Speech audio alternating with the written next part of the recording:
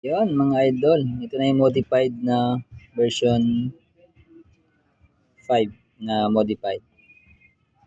Sentro niya ay 145, SWR niya ay 1.18, phase angle niya ay 2, yan, 2 something, nagwa 1 pa yan.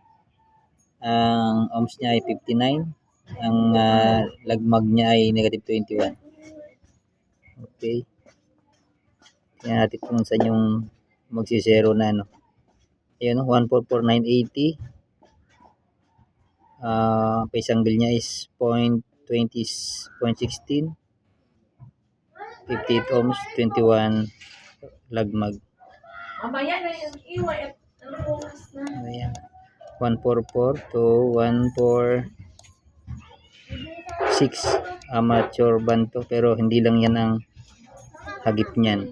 So lahat 1.1, 1.17 mula 144 ha. 1.13. Ayun, nag 1.22 na. Pataas 1.25. Okay. Tingnan natin kung sa taas pa ay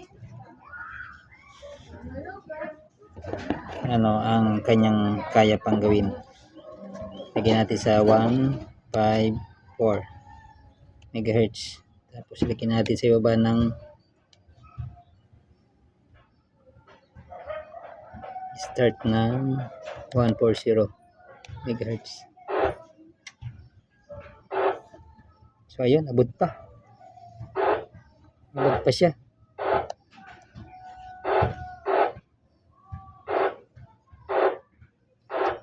Ayan, kasi yung isang guhit na itong guhit na to, yan o, yan ay 1.5 eh.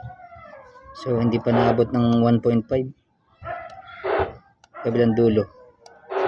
1.36. 140 yan. Tapos kabilang dulo 1.30. Okay. Tingnan pa natin kung hanggang saan. Start 1, 3, 8 natin. Mataas na sa 138. Hanapin lang natin yung baba. 1.5 pwede pa yan eh. Yan. So 139,760. 139,760. 139.779 lagyan natin megahertz. Yun, 1.54 pwede pa yan. So sa pataas naman 1.30, yan ay 1.53999. Lagyan natin sa 155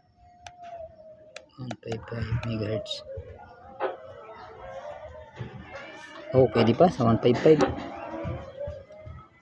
1.57. So mula ang range niya mula 139,760 o 770 to 155 MHz.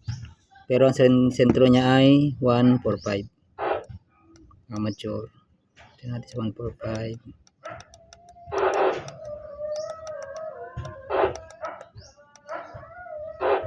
Hindi makuha kasi nga ay mahaba ng range. So ayan o, 1 point something ang phase angle, tapos 1.8 SWR. Ito yon, version 5 red antenna, version 5 modified. 5 meters ang aking wire na ginamit. Ito na yan. Yan. Red antenna version 5 na modified. Tatlong dugtong pa rin. Mga papel lang yan. May pintura, pininturahan para hindi lang magasgasan yung pintura. Ayan. dugtong pa rin. Okay.